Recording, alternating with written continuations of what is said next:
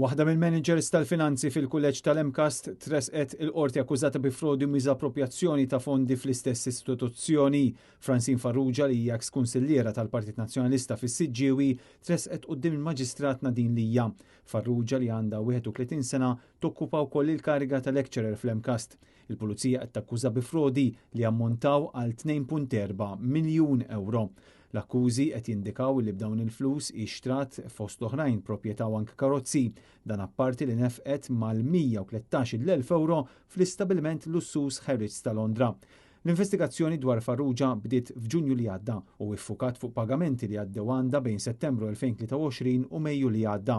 Meta l-Pulizija analizzaw il-bank accounts tagħha, innutaw trasferiment ta' 422,000 euro fil-bank u trasferimenti ieħor ta' 1.9 miljun euro fir-Revolut. Jirriżulta li fl-Emkast Francine Farrugia hija responsabbli mill-payroll u kellha aċċess għal pagi tal-impjegati u l-kontijiet tal-kulleġġ. Francine Farrugia ġiet arrestata fl-Emkast stess, waqt li l-Pulizija marru wkoll fir-residenza tagħha fejn sabu ġiżrajjen, handbags u nuċċalijiet tad-ditta. Bil-każ jiġi investigat f'temp ta' xarejn. Quddiem il-Maġistrat Nadin Lija, Francine Farrugia wieġbet mhux ħati għall-akkużi kollha. Il-prosekuzzjoni għamlet talba ta' ordni ta' friżar anke sabiex Farrugia ma tiddisponix mill-flus li ma talba ġiet milquha mill-Maġistrat. L-avukat Peter Fenek għamel talba l-libertà proviżorja bil-prosekuzzjoni toġġezzjona. Wara li semmet is-sottomissjonijiet kollha, il-qorti ċaħdet it-talba tal-ħelsien mill-arrest.